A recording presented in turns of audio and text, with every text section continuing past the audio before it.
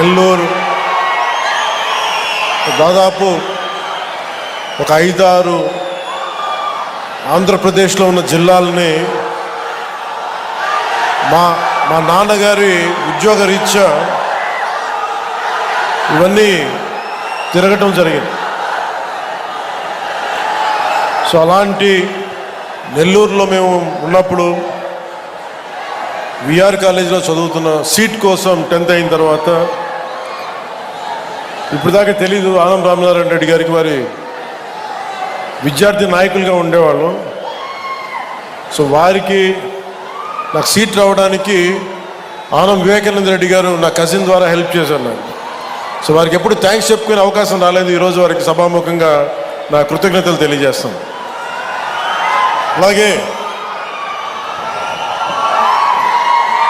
దోల బాల వీరాంజనేయ స్వామి గారికి గౌరవ సామాజిక సంక్షేమ వికలాంగుల వృద్ధుల సంక్షేమం సచివాలయ గ్రామ వాలంటీర్ల శాఖ మంత్రి, వారికి నా హృదయపూర్వక నమస్కారం. అలాగే వేదికపైన ఆశీనులైన పార్లమెంట్ సభ్యులు శ్రీ మాగంటి శ్రీనివాసులరెడ్డి గారు, వీరికి ప్రత్యేకించి మాగుంట కుటుంబీకులతోటి నా చిన్నప్పటి నుంచి చాలా ప్రత్యేకమైన బంధం ఉంది.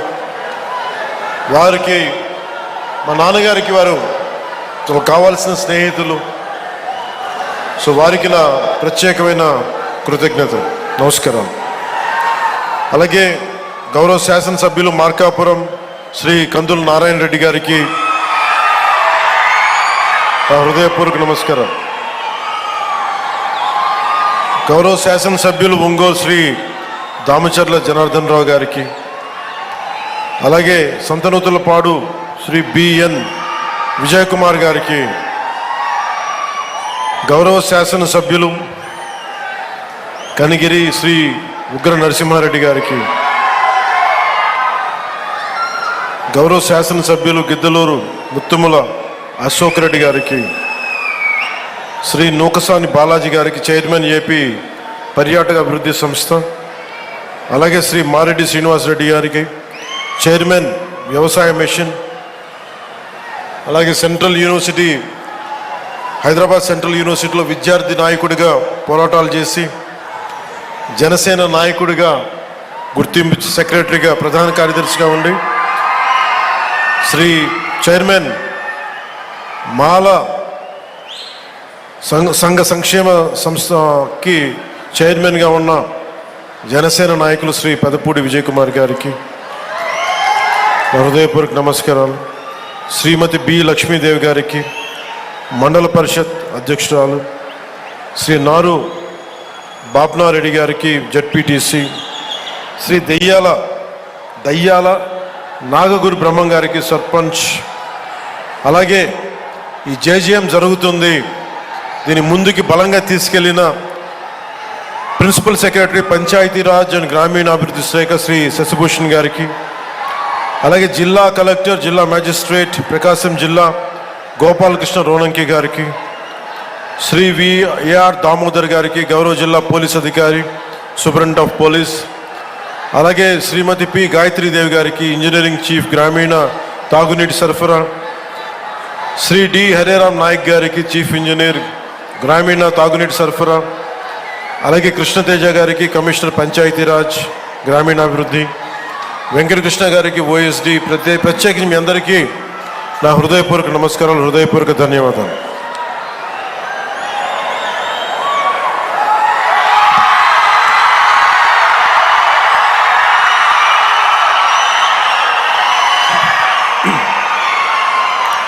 నాకు ప్రకాశం జిల్లా అంటే గుర్తుకొచ్చేది ఆంధ్రకేసరి శ్రీ టంగుటూరి ప్రకాశం పంతులు.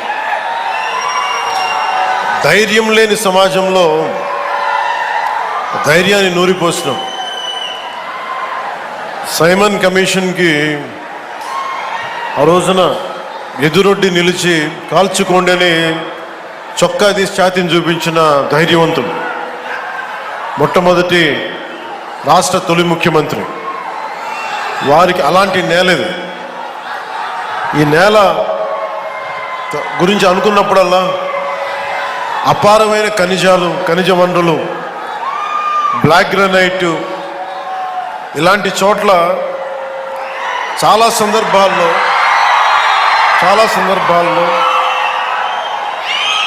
ముఖ్యంగా ఇక్కడున్న యువత, ఈరోజు నేను వచ్చిన సందర్భం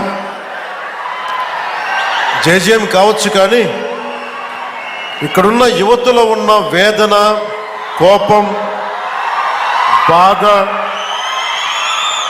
ఆంధ్రప్రదేశ్లోనే మా ప్రకాశం జిల్లా ఇంత నిర్లక్ష్యానికి ఎందుకు గురి కాబడింది, దశాబ్దాలుగా ఉన్న వెలుగొండ ప్రాజెక్టు ఎందుకు చేయలేకపోయారు, పరిశ్రమలు పక్కన పెట్టండి, ఇంత ఉపాధి అవకాశాలు మాకు ఎందుకు కల్పించలేకపోయారు, ఊళ్ళు ఖాళీ అయిపోతూ ఉన్నాయి, వలసలకి మేము వేరే ప్రాంతాలకు వెళ్ళాల్సి వస్తుంది. ఇలాంటి నేపథ్యంలో మీ ఆవేదన, మీ కష్టం, మీ బాధ బాగా అర్థం చేసుకున్నవాడిని. ఇక్కడ ఉన్నది నేను ఒంగోలు జిల్లాలో ఒక 2 సంవత్సరాలు ఉన్నాను. ఒంగోలు టౌన్లో ఒక 6 నెలలు కనిగిరిలో ఉన్నాం. అప్పటి నుంచి ఇప్పటికి కూడా కేవలం నీటి సమస్య, తాగునీటి సమస్య. ఆ తాగునీటి ముఖ్యంగా కనిగిరిలో పనిచేసేటప్పుడు 6 నెలల్లో ఎందుకు వెళ్ళిపోవాల్సి వచ్చింది అంటే, మోకాళ్ళు వంగిపోతాయి, వెన్నెముక వంగిపోద్ది, ఈ ఫ్లోరైడ్ సమస్య ఉందని చెప్పి మేము ఇక్కడి నుంచి వెళ్ళిపోవాల్సి వచ్చిన పరిస్థితి. అందుకని నాకు ఆ కష్టం అప్పటి నుంచి ఇప్పుడు దాకా నా గుండెలో ఉండిపోయింది. మొట్టమొదటిగా జేజేఎం ఈ మల్టీ విలేజ్ ప్రాజెక్ట్ స్టార్ట్ అవ్వాలి అంటే నా ప్రయారిటీ ముందు మన ప్రకాశం జిల్లాకి కావాలి అని ప్రయారిటీ పెట్టాను.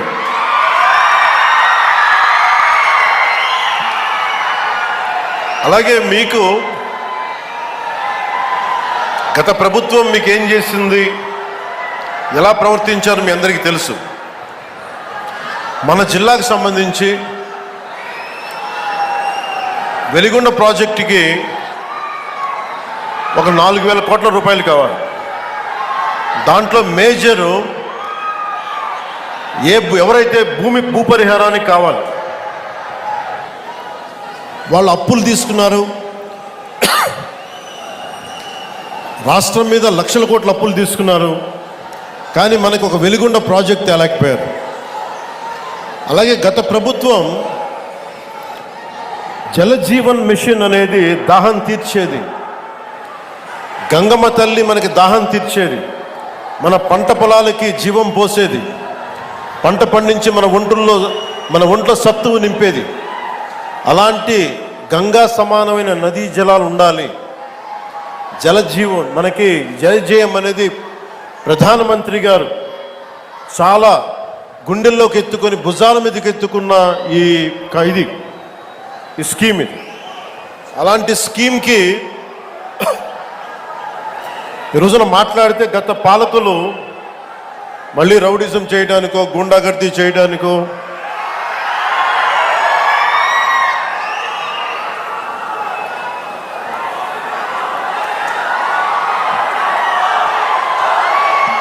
మళ్ళీ గుండాగర్దీ చేయడానికో, రౌడిజం చేయడానికో అలాంటి భావన మళ్ళీ ఉంది. మీకు తెలుసు కదా, రౌడిజానికి, గుండాగర్దీలకి బయటపడితే మన రాజకీయాలకు వస్తాం. కేసులు పెడతాం, వస్తే 29లో మేము అంతు చూస్తామంటే మీరు రావాలి కదా. మీరు ఎలా వస్తారో మేము చూస్తాం. నాకు వారి మీద, వైసీపీ నాయకుల మీద ఈరోజు చెప్తున్నాను, మొదటి నుంచి చెప్తున్నాను, వ్యక్తిగతంగా నాకు ఎవరి మీద కక్ష ఉండదు. మనస్ఫూర్తిగా నా గుండెల మీద ఆత్మసాక్షిగా చెప్తాను, నాకు ఎవరి మీద కోపం ఉండదు. కానీ మీరు సగటు మనిషిలో, ఈ దేశంలో ఉన్న సగటు మనిషికి, సగటు మధ్యతరగతి మనిషికి, సగటు రైతుకి, సగటు యువకుడికి, సగటు యువతకి మీరు కనుక భయభ్రాంతుల్ని క్రియేట్ చేస్తే దాన్ని ఎదుర్కొనే కదా ఇక్కడ దాకా వచ్చాం. మీకు 151 సీట్లు వచ్చినప్పుడు కదా, నేను 2 చోట్ల ఓడిపోయినప్పుడు కదా మేము ఎదుర్కొని బలంగా నిలబడింది. అంటే గుండెల్లో ఎంత దమ్ము ఉండాలి, రక్తంలో ఎంత వేడి ఉండాలి మీలాంటి వాళ్ళు తట్టుకోవాలంటే. నాకు తెలిసిన సినిమాల నుంచి వచ్చిన వాడిని, సినిమాలో డైలాగులు చెప్పను నేను. కుత్తుకలు కోసేస్తాం, మిడకాయలు కోసేస్తాం అంటే కోయడానికి మేమేమన్నా చొక్కా ఇప్పి చూపిస్తామా?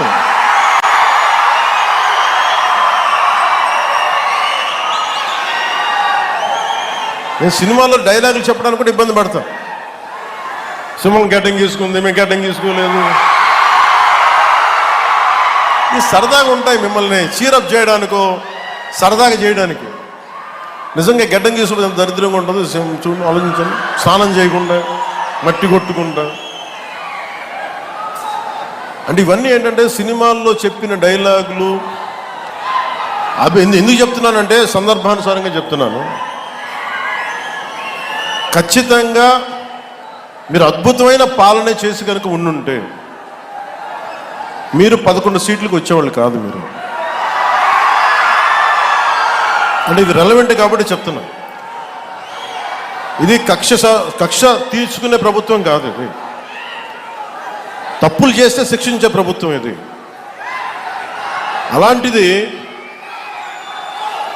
అంటే ఇది ఎందుకు చెప్తున్నానంటే మీకు వినండి మళ్ళీ అరవండి. మీ ఉత్సాహాన్ని కాదండి, మీరు వినండి. అంటే మీరు అరుపులు అరుచుకుంటూ వెళ్ళిపోతున్నారు, వాళ్ళేమో బెదిరిస్తామన్నారు, కోస్తామంటున్నారు. మళ్ళీ మీ ఎర్ర జెండా శక్తి తెలియదు వాళ్ళకి. మీ గుండెల్లో ఉన్న ఆ వేడి రక్తం గురించి తెలియదు వాళ్ళకి. అంటే కడుపు కాలి ఉన్నవాడికి కష్టపడి పనిచేద్దాం అనుకున్నా మళ్ళీ తిరిగి కోపం తెప్పించుకోండి. పని చేసుకుని తల ఉంచుకొని పని చేసుకుంటూ వెళ్ళిపోతున్నాం. నిజంగా 11 సీట్లు ఇచ్చిన ఆ పార్టీగా మేము గౌరవిస్తున్నాం. ఈ ప్రభుత్వం గౌరవ ముఖ్యమంత్రి శ్రీ నారా చంద్రబాబు నాయుడు గారి నాయకత్వంలో ఉన్న ఎన్డీఏ కూటమి నడుపుతున్న ఈ ప్రభుత్వంలో తప్పులుంటే ఖచ్చితంగా చెప్పండి. ఖచ్చితంగా చెప్తే మేము సరిదిద్దుకుంటాం, లేదా వివరణ ఇస్తాం. అంతేగాని మేము కుత్తుకులు కోసేస్తాం, రంపాలు తెస్తాం, రంపాలు పెట్టి కుత్తుకులు కోస్తామంటే మీకు తెలుసు కదా, అలాంటి వాటికి తాటాకి చప్పుళ్ళకి మేము భయపడం. సో జల్ జీవన్ మిషన్కి 2019 నుంచి 2024కి నరేంద్ర మోదీ గారి ఆధ్వర్యంలో నాయకత్వంలో ఉన్న కేంద్ర ప్రభుత్వం మన రాష్ట్రానికి 26,000 కోట్ల రూపాయలు శాంక్షన్ చేసింది, మనకి ఖర్చు పెట్టమని. మీరు ఊహించండి ఎంత ఖర్చు పెట్టారో వీళ్ళు. 26,000 కోట్లు మొత్తం ఇస్తామంటే దానికి మ్యాచింగ్ గ్రాంట్ ఇవ్వకపోవడం వల్ల 4,000 కోట్ల రూపాయలు ఖర్చు చేయగలిగింది. ఆ 4,000 కోట్ల రూపాయలు పోని కనీసం కొన్ని ఊళ్ళకి దాహం తీర్చారా అంటే అది కూడా తీయలే. ఆ 4,000 కోట్లకి పైపులు వేసుకున్నారు, అంతే. పైపులు వేశారు. ఇప్పుడు పైపులు వేస్తే వాటర్ సోర్స్ చూపించాలి కదా. ఎక్కడి నుంచి నీళ్లు పట్టుకొస్తున్నావు, చెరువు నుంచా, కుంట నుంచా, ఎక్కడి నుంచి పట్టుకొస్తున్నావు అంటే అవి కూడా చేయలే. పైపులు వేసి కూర్చోబెట్టారు. ఎప్పుడు మనకి ఉపరితలం నుంచి మన సర్ఫేస్ వాటర్ ఎప్పుడు వస్తుందని. దీనివల్ల ఆ 4,000 కోట్లు కూడా చాలా వరకు వృధా అయిపోయింది. ఈ రోజున జేజేఎం మిషన్ ఆగిపోతుంది.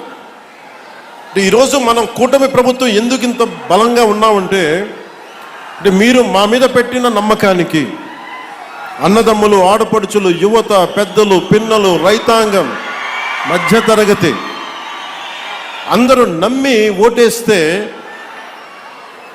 జల్ జీవన్ మిషన్ పథకాన్ని మేము ఆపేస్తున్నాం అని కేంద్ర ప్రభుత్వం చెప్పారు. మాకు కంటిన్యూ చేయాలని లేదు మాకు. ఎందుకంటే నీళ్ళు ఇవ్వడం అనేది స్టేట్ సబ్జెక్ట్. ఇది ఇన్ని రాష్ట్రాల మీద మాకు భారం అయిపోతుంది, మేము ఇవ్వలేమంటే ముందు నేను వెళ్ళి విఆర్ పాటిల్ గారిని కలిసి, జలశక్తి మినిస్టర్, కేంద్ర మంత్రివర్యులు వారిని కలిసి వివరించాను. సార్, గత ప్రభుత్వంలో 26,000 కోట్లు మీరు ఇస్తే మేము 4,000 కోట్ల గత ప్రభుత్వం ఖర్చు పెట్టింది, అది కూడా ఇంత అవకతవకలుగా. ఈ రోజున కనుక మీరు ఇవ్వకపోతే మాకున్న సమస్యలు విని మన ప్రకాశం జిల్లా వెలుగొండ ప్రాజెక్ట్ దగ్గర నుంచి మన పల్నాడు, అలాగే మనకి అనంతపురం, శ్రీకాకుళం ఎక్కడైతే ఉన్నాయో అన్ని దాదాపు మేజర్గా ఇవి మిగతా అన్నిటికీ అన్ని ఎక్కడైతే నీటి ఎద్దడి ఎక్కువ ఉందో వీటన్నిటికీ దాదాపు ఒక 83,000 కోట్లు 84,000 కోట్లు అవసరం అవుద్ది. 26,000 కోట్లు కూడా సరిపోదనంటే వాళ్ళు అసలు మేము రూపాయి కూడా ఇచ్చే పరిస్థితిలో లేము, అంత ఇబ్బందుల్లో ఉన్నామంటే కేవలం మనం 151 సీట్లు ఇచ్చాం కాబట్టి, ఎన్డీఏ కూటమిని గెలిపించాం కాబట్టి మా గొంతు బలంగా, మా గళం బలంగా వినిపిస్తే తర్వాత గౌరవ ముఖ్యమంత్రి చంద్రబాబు నాయుడు గారు నేను ఇంకొకసారి మరోమారు జలశక్తి మినిస్టర్ గారి దగ్గరికి వెళ్ళి ప్రధానమంత్రి గారికి వారికి చేస్తే ఈ రోజున జేజీఎం ప్రాజెక్ట్ మొదటి విడత మనకి 1,390 కోట్లతోటి మన ప్రకాశం జిల్లాలో మొదలు పెడుతున్నామంటే దానికి మీరు మా మీద పెట్టుకున్న నమ్మకం, కేంద్ర ప్రభుత్వం మన మీద ఉంచిన నమ్మకం.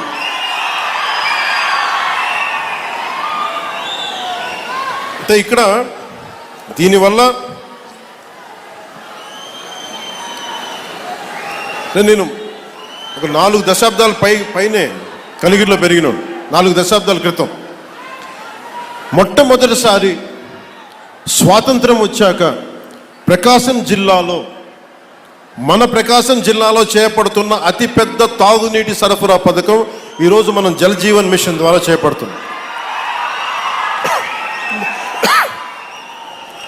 1,290 కోట్లతోటి ప్రకాశం జిల్లాలో 7 నియోజకవర్గాలు ఎర్రగొండపాలెం, గిద్దలూరు, మార్కాపురం, కనిగిరి, కొండేపి, కందుకూరు, దర్శి అసెంబ్లీ నియోజకవర్గాల పరిధిలో 18 మండలాలు 578 గ్రామాల్లో ఉన్న దాదాపు 10 లక్షల పైచిలకు జనాభాకు వచ్చే 30 సంవత్సరాల పాటు ఈ పథకం ఫస్ట్ ఫేజ్ ద్వారా తాగునీటిని అందించబోతుంది. దీనికోసం ఒక water treatment plant, 19 సంపులు, 31 over head balancing రిజర్వాయర్లు, 334 ఓవర్ హెడ్ ట్యాంకులు, 5,000 కిలోమీటర్ల మేరకు పైప్ లైన్లు వేసి శ్రీ పూలసుబ్బయ్య వెలిగొండ ప్రాజెక్ట్ నుండి ప్రజలకి, మన ప్రకాశం జిల్లా ప్రజానికానికి నీరు అందజేయబోతున్నాం. గత పాలకులు మీకు చెప్పాను, ప్రజలకు మంచినీరు అందించే కార్యక్రమాలని పూర్తిగా పైకెక్కించారు. అంటే లాస్ట్లో ఇంకా ఓడిపోతున్నామని తెలుసుకునే దశలో అప్పుడు ఒక శిలాఫలకం వేశారు మన ప్రకాశం జిల్లాకు సంబంధించి. నిజంగా వాళ్ళకి త్రికరణ శుద్ధి ఉండుంటే వాళ్ళు ఎప్పుడు చేస్తుండాలి? వచ్చిన మొదటి సంవత్సరంలో చేస్తున్నారు. ఈరోజు వాళ్ళు లక్షల కోట్ల అప్పులు పెడితే అన్ని తట్టుకొని, ముఖ్యంగా మీరు మనం ఉండటం వల్ల ఆంధ్రప్రదేశ్ 21 ఎంపీలను గెలిపించడం వల్ల కేంద్ర ప్రభుత్వానికి అది ఒక బలం, ఆక్సిజన్ అయిపోయింది. దానివల్ల మనకి ఈరోజు డబ్బులు వస్తూ ఉన్నాయి. దానికి కారణం మీరు మమ్మల్ని నమ్మి, నారా చంద్రబాబు నాయుడు గారి నాయకత్వంలో నమ్మిన కూటమిని గెలిపించినందుకు దానికి నిదర్శనం ఈ రోజున మన ప్రాజెక్ట్ స్టార్ట్ అవటం. గత ప్రభుత్వం 5 సంవత్సరాల ఎలాంటి మంచినీటి పథకం మొదలు పెట్టాలి. చివరి సంవత్సరం ఇందాక చెప్పినట్టుగా ఎలక్షన్కి ముందు శిలాఫలకాలు వేసి పరిమితమయ్యారు. ఈ రోజు వచ్చి వాళ్ళు రోడ్ల మీదకి వచ్చి మేము కుతుకులు కోస్తాం, ఇవన్నీ చేస్తాం అంటే ప్రజలకు అర్థం కాదా? మనకు అర్థం కాదు. కానీ మన కూటమి ప్రభుత్వం ఏర్పడ్డాక చాలా ప్రణాళికాబద్ధంగా జల్ జీవన్ మిషన్ ప్రాజెక్ట్ని ముందుకు తీసుకెళ్తుంది. అందులో భాగంగా నేను ఒకటే చెప్పాను, శిలాఫలకాలు వేస్తారు అందరూ, ఎప్పుడు ఫినిష్ చేద్దామంటే అధికార యంత్రాంగం, ఉన్నతాధికార యంత్రాంగం కానీ కాంట్రాక్టర్స్ కానీ అందరూ ఒకటి ఇచ్చారు, సకాలంలో కనుక మన నిధులు కనుక వచ్చేస్తే 18 నెలల నుంచి 20 నెలల్లో ఈ ప్రాజెక్ట్ని పూర్తి చేస్తాం. ఇది నేను ప్రత్యేకించి నేను ఈ పథకాన్ని పర్యవేక్షిస్తాను. నేను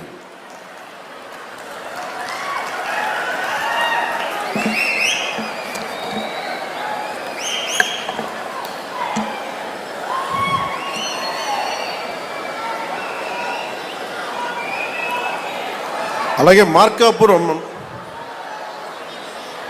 లక్ష్మీ చెన్నకేశవ స్వామి ఆలయం భూములు,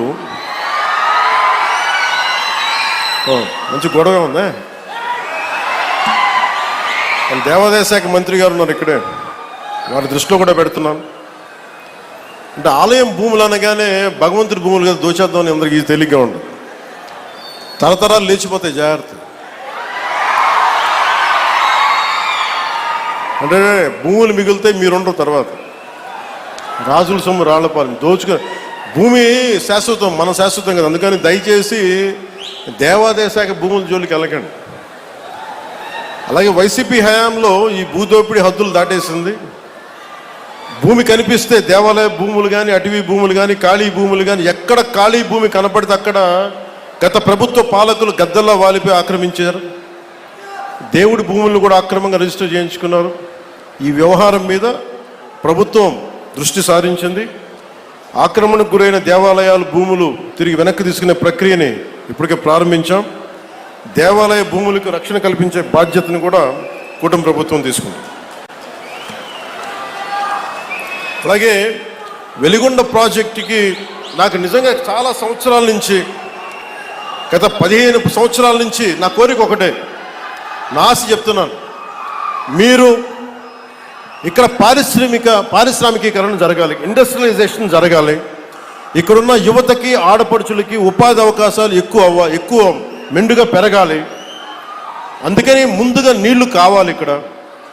వాటితో పాటు శ్రీశైలం నుంచి కాకుండా ముందు వెలిగొండ ప్రాజెక్టు కనుక అయిపోతే మనకి పారిశ్రామిక అవసరాలకు కూడా మనకి నీటి సరఫరా చేయగలం. దానివల్ల ఉపాధి అవకాశాలు మరింత మెరుగవుతాయి. అంటే నేను చూస్తుంటే ఇందాక చూసిన 1290 కోట్లు ఫస్ట్ ఫేజ్ ప్రాజెక్టుకి. లాస్ట్ ఎలక్షన్ తీసుకుంటే మన ప్రకాశం జిల్లానే 2000 కోట్లు ఖర్చు పెట్టారేమో అందరూ కలిపి. అంటే ఒక్కొక్క నియోజకవర్గానికి 150 కోట్లు కూడా ఖర్చు పెట్టారు. అంటే డబ్బు ఉంది ఇక్కడ మన ప్రకాశం జిల్లా, కాకపోతే అది ప్రజలకు వెళ్ళట్లా, పైపైన తిరుగుతుంది. మీరు కనుక నన్ను నమ్మి మన కూటమి ప్రభుత్వాన్ని నమ్మితే నాకు కొంచెం సమయం కావాలి. మీ తరపున పోరాటం చేయడానికి నాకు కొంచెం సమయం కావాలి. అందుకని ఉపాధి అవకాశాలు మనకు వచ్చేలాగా ఒక ఎలక్షన్కి 150 కోట్లు ఖర్చు పెట్టగలుగుతున్నప్పుడు ఒక ప్రాజెక్టు ఫినిష్ చేయడానికి 800 కోట్ల రూపాయలు ఖర్చు పెట్టగలిగితే వెలిగొండ ప్రాజెక్టు ఆ భూపరిహారానికి ఇవ్వగలిగితే మనం ప్రాజెక్ట్ అయిపోద్ది. కానీ వాటి డబ్బులు లేక ఇట్లా అయిపోద్ది. దానికి ఏంటంటే డబ్బులకి ఆశ పడకుండా, మీరు ఎన్నికల్లో డబ్బులు పెట్టుకొని గెలవండి, అభ్యంతరం లేదు. కానీ మీరు గెలిచినా, డబ్బులు పెట్టి గెలిచినా కానీ ప్రజలకు ఉపయోగపడేలా పాలన జరిగితే అది నేను దాన్ని కూడా వదిలేయచ్చు. అలాంటి పరిస్థితుల్లో తీసుకెళ్ళాలి అంటే ఈ రోజున పొలిటికల్ ప్రాసెస్ డబ్బులు పెడితే తప్ప ఎలక్షన్లు గెలిచే పరిస్థితుల్లో లేదు. కానీ డబ్బులు పెట్టి ప్రజలకి సేవ చేయాలని కోరుకున్నాను. ఎందుకంటే ఉన్న లోపల వ్యవస్థ చాలా లోపలికి వెళ్ళిపోయింది. డబ్బు పరంగా చేస్తే తప్ప ఎలక్షన్లు రావాలి. నేను కోరుకుంటుంది యువత కనుక మీరు ఇదే ఉత్సాహం, ఇదే శక్తి గత ఎన్నికల్లో ఎలా ఇచ్చారో పాలనలో కూడా మీరు అదే కనుక ఇవ్వగలిగితే, అదే భరోసా కనుక మీరు చూపించగలిగితే ఈ మనకి వలసలు లేని ప్రకాశం జిల్లా నేను కోరుకుంటున్నాను. సమృద్ధిగా నీరు లభించే ప్రకాశం జిల్లాని కోరుకుంటా ఉన్నాను. దానికి కావాల్సిందల్లా మీ ఆశీర్వాదాలు కావాలి, మీ అండదండలు కావాలి. అలాగే కూటమి ప్రభుత్వం నాకు గౌరవ ముఖ్యమంత్రి చంద్రబాబు నాయుడు గారికి కానీ, భారతీయ జనతా పార్టీ నాయకులకు కానీ, నరేంద్ర మోదీ గారికి కానీ చాలా బలమైన అవగాహన ఉంది, పరస్పర గౌరవం ఉంది. ఎవరు ఏమి కాంట్రిబ్యూట్ చేశారో మాకు చాలా క్లారిటీ ఉంది. కానీ అది ఈ రోజున అది పంచాయతీ స్థాయికి దాకా వెళ్ళాలి. పంచాయతీ స్థాయి దాకా జనసేన పార్టీ ఏం చేసింది, క్షేత్రస్థాయిలో జనసేన నాయకులకి గౌరవం ఇవ్వటం, అలాగే జనసేన నాయకులు తెలుగుదేశం నాయకులకు గౌరవం ఇవ్వటం, లేదా అందరం కలిసి మన ముగ్గురు భారతీయ జనతా పార్టీ నాయకులతో కూర్చొని మాట్లాడటం. సమస్యలు వస్తాయి, ఒక్కోసారి ఇబ్బందులు ఉంటాయి, కానీ వాటిని అధిగమించి ముందుకెళ్ళటమే మన లీడర్షిప్ క్వాలిటీ. అందుకని దయచేసి అందరం, నాకు గౌరవ ముఖ్యమంత్రి నారా చంద్రబాబు నాయుడు గారికి కానీ పదే చెప్తా ఉన్నాను. దేనికి చెప్తున్నానంటే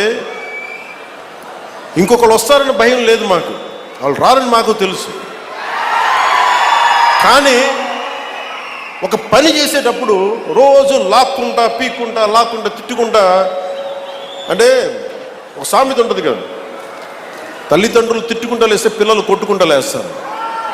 అలాగా నాయకులు ఎప్పుడు పరస్పరం తిట్టుకుంటా ఒకళ్ళు పొడుచుకుంటా ఉంటే వేదిక పైన నాయకులకు కానీ రాష్ట్ర స్థాయిలో ఉన్న నాయకులందరికీ కూడా మా అందరి బాధ్యత, మీరు మా మీద భరోసా పెట్టారు. మీరు లేకపోతే 151 సీట్స్ అవుట్ ఆఫ్ 175 ఎలా వస్తాయి?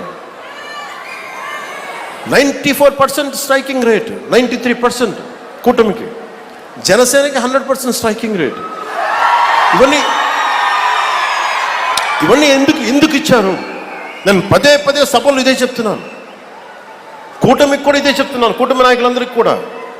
దయచేసి దీన్ని ఒకళ్ళు ఎక్కువ ఒకళ్ళు తక్కువ కాదు, అందరం చాలా అవసరం, ఒకళ్ళకొకళ్ళు అందరం చాలా అవసరం. నేను గతంలో కూడా చెప్పాను, గౌరవ ముఖ్యమంత్రి గారిని లాస్ట్ టైము గత ప్రభుత్వం ఆయన జైలు పాలు చేసినప్పుడు కొద్దిమంది జనసేన పార్టీకి సంబంధించిన మద్దతుదారులు ఏదో మాట్లాడితే తెలుగుదేశం పార్టీని దయచేసి అలా బలహీనంగా చూడకుండా, చాలా బలమైన పార్టీ, దాన్ని గొడవ పెట్టకండి అంత అలా ఇంత నేను గౌరవించాను. అంటే మీకు అడ్వర్సిటీ రివీల్స్ ట్రూ క్యారెక్టర్ అంటాం. ప్రతికూలత పరిస్థితుల్లో మీరేంటి, ప్రతికూల పరిస్థితుల్లో నీ సత్తా ఏంటి, అది కదా. అంటే కష్టాలు ఉన్నప్పుడు నేను ఏం చెప్తున్నానంటే, మేము ఏ రోజు కూడా ఏ పార్టీని తగ్గించలేదు, తెలుగుదేశాన్ని ఏ రోజు తగ్గించలేదు. భారతీయ జనతా పార్టీ నాయకత్వం లేకపోతే, అండదండ లేకపోతే ఈరోజు జేజేఎం రాదు. ఈ రోజున తెలుగుదేశం పార్టీ లేకపోతే, నా గౌరవ ముఖ్యమంత్రి గారు లేకపోతే ఈ ఫైనాన్స్ ఇంత ప్రణాళికాబద్ధంగా చేయలేం. నాకు అనుభవం లేదు, నాకు పోరాటం చేసే శక్తి ఉంది.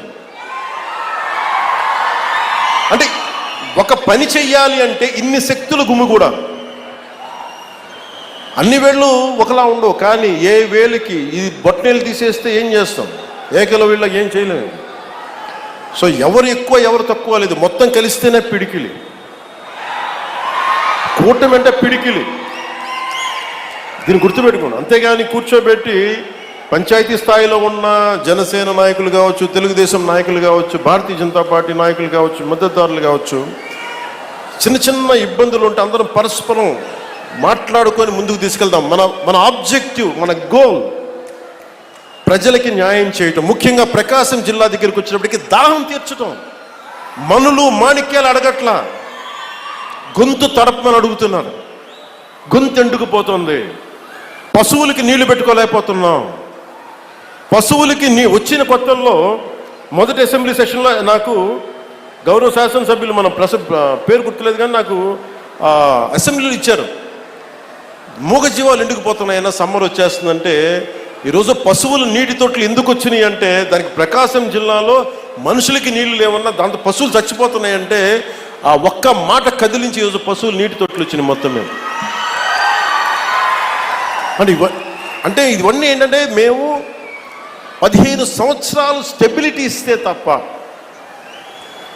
ఈరోజు వేసిన మొక్క, ఒక చిన్న మొక్క వృక్షం అవ్వాలంటే 10-15 సంవత్సరాలు పడద్దు.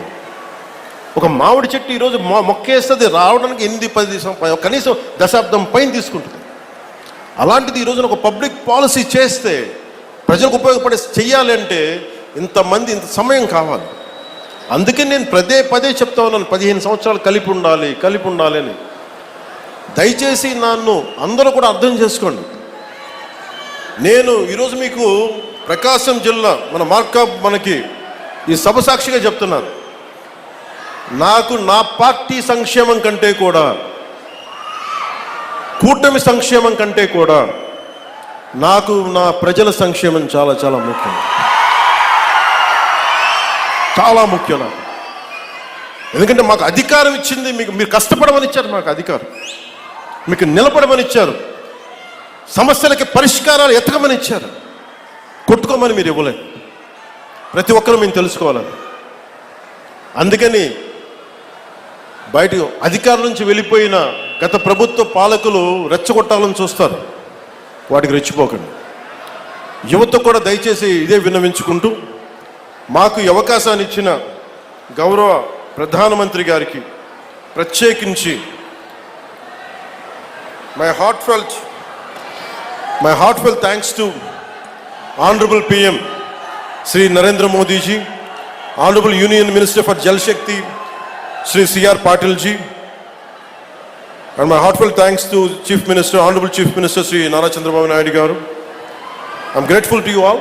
Sir, మాకు గొంతులు ఎండుకుపోతున్న మాకు కనీసం కనుచూపు మేరలో మాకు దాహం తీర్చే అవకాశం ఉందనేది మొట్టమొదటిసారిగా మాకు స్వాతంత్రం వచ్చిన తర్వాత చిన్న ఆశ కల్పించినందుకు, ఒక హోప్ ఇచ్చినందుకు ప్రతి ఒక్కరికి పేరు పేరున ధన్యవాదాలు తెలుపుకుంటూ, జిల్లా యంత్రాంగానికి, ఎస్పీ గారికి, కలెక్టర్ గారికి, ఉన్నతాధికారులందరికీ, ఇక్కడ సెక్యూరిటీ చేస్తున్న ప్రతి ఒక్క పోలీస్ కానిస్టేబుల్స్కి,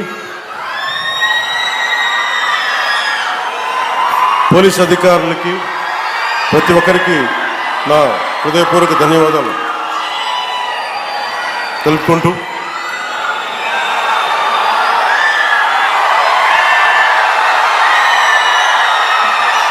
నేను మీకు 2 వాక్యాలు చెప్పి సెలవు తీసుకుంటాను. నాకు నా కుటుంబం కంటే కూడా మీ క్షేమం నాకు చాలా ముఖ్యం. ఈ రాష్ట్ర క్షేమం చాలా ముఖ్యం. ఈ దేశ క్షేమం నాకు చాలా ముఖ్యం.